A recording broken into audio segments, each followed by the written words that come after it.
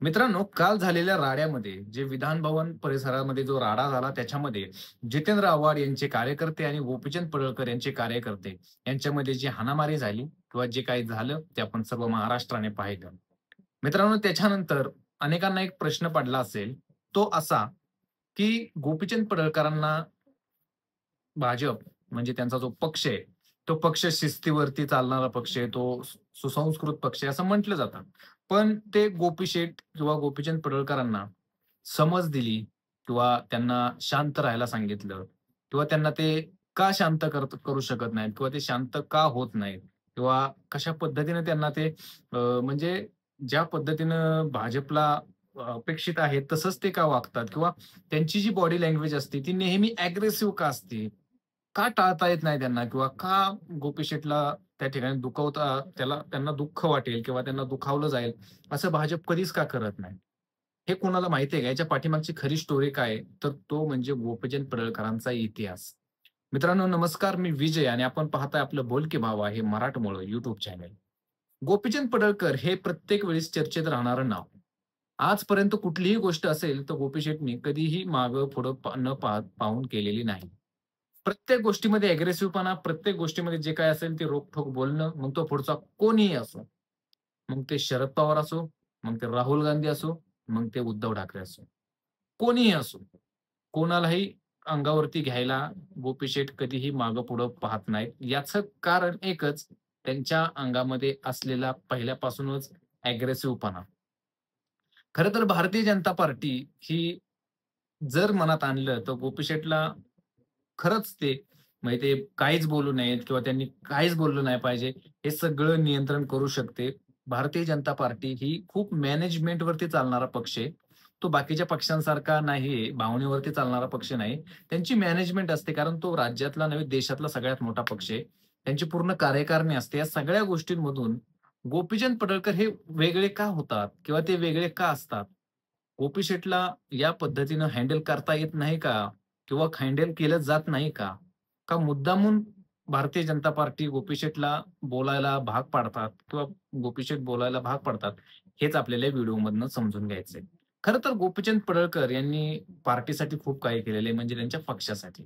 खरं तर त्यांचा इतिहास 2009 साली जे आपलं विधानसभा झाली होती, त्या विधानसभेमध्ये त्यांनी ज्या पद्धतीनं म्हणजे तिथलं जे काही राजकारण होतं, सुहास बाबर यांना म्हणजे अनिल बाबर जे होते, त्यांना त्या ठिकाणी ज्या पद्धतीनं पराभव स्वीकारावा लागला होता. जवळ-जवळ 18,000 मतांचं त्या ठिकाणी त्यांनी मताधिक्य घेतलं होतं. म्हणजे 18,000 मतं त्यांनी घेतली होती. पराभूत झाले होते. परंतु पहिल्यांदाच लढलेल्या लढाईमध्ये पराभूत होऊन त्याच्यानंतर त्यांची जी काही घोडदौड वाढली. मग त्याच्यानंतर त्यांनी राष्ट्रीय समाज पक्षामध्ये प्रवेश केला. तिथेही त्यांचं काही महादेव जानकरांशी काही पटलं नाही. कारण महादेव जानकर म्हणजे कधीही अग्रेसिव्ह न होणं किंवा कधीही भूमिका क्लिअर न करणं, या सगळ्या गोष्टींमुळे त्यांना त्यांच्यामध्ये राहण्यात इंटरेस्ट नव्हता. त्यांनी त्याच्यानंतर स्वतःचाही पक्ष स्थापन काढला होता.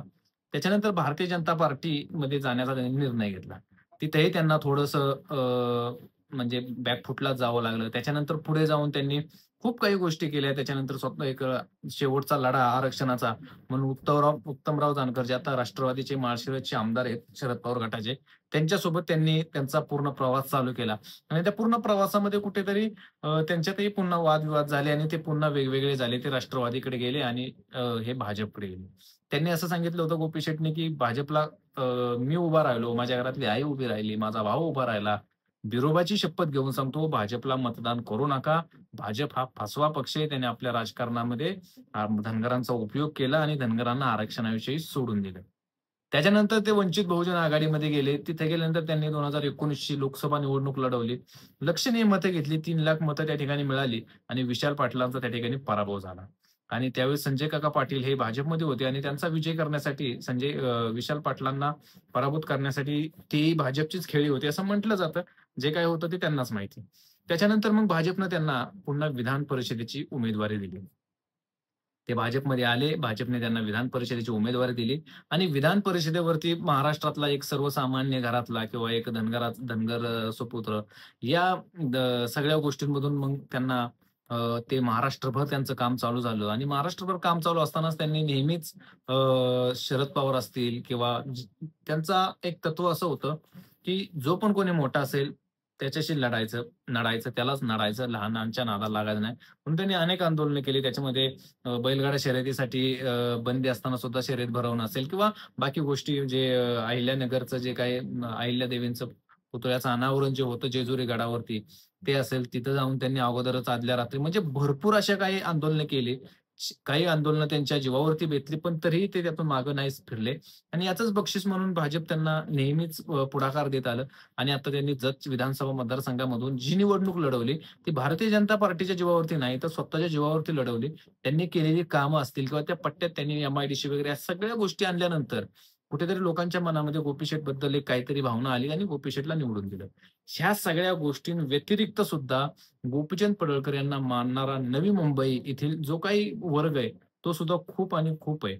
खूप प्रमाणात तिकडे गोपीचंद पडळकरांना मानलं जातं. त्यांचा फॅन्स फॉलोअर संपूर्ण महाराष्ट्रामध्ये, त्यांचे कार्यकर्ते खूप आहेत महाराष्ट्रामध्ये. हे जितेंद्र आव्हाड प्रकरणामध्ये आपल्याला समजलं असेल. जितेंद्र आव्हाडांना ज्या काही धमक्या मेसेज जे काही आलं होतं, ते अत्यंत त्यांच्या प्रेमातून गोपी शेठच्या आलं होतं त्यांच्या समर्थकांच्या आणि हे सगळं असल्यामुळं ना भाजपही त्यांना दुखवू शकत नाही आणि जे चाललंय ते भाजपलाही चालवून द्यावं लागतंय. कारण गोपी शेटनी खूप मोठा स्कोप, खूप मोठा जागा, स्पेस निर्माण केलेली आहे आणि त्याच्यामुळं येत्या भविष्यकाळातल्या निवडणुकांमध्ये गोपीचंद पडळकर यांना एक वेगळा स्थान असेल. तुम्हाला काय वाटतं? तुमची काय मत आहेत? कमेंट्स बॉक्समध्ये नक्की व्यक्त करा. धन्यवाद. जय हिंद, जय महाराष्ट्र.